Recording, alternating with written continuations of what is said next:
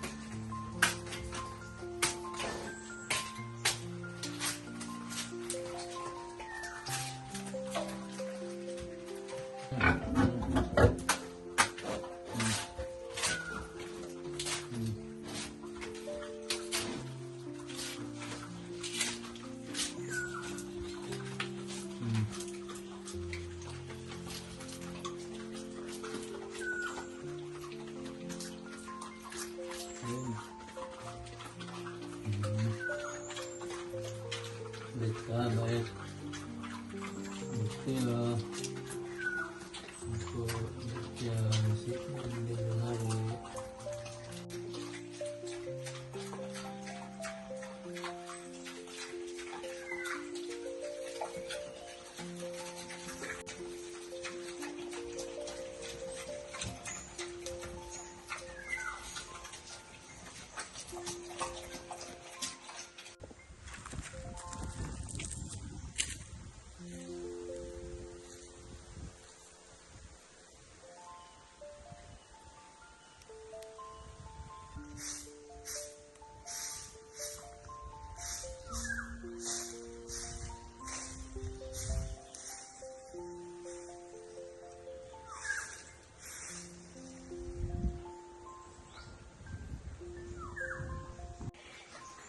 Kaya itong isang bakanting kulungan niya, no, hindi malaki ito dahil nakahanda to para sa magiging anak ng inahin. Yan, ready na siya. Malapad-lapad to. Lalaman to ng 10 hanggang 15 pirasong biik hanggang sa lumaki. Tuloy-tuloy lang sa pangarap, mga Pinas. Hanggang sa matupad natin to. Walang sukuan. Para sa pamilya. Yan, hanggang dito na lang muna update sa ating munting bagong hanap buhay sa probinsya ng Bicol.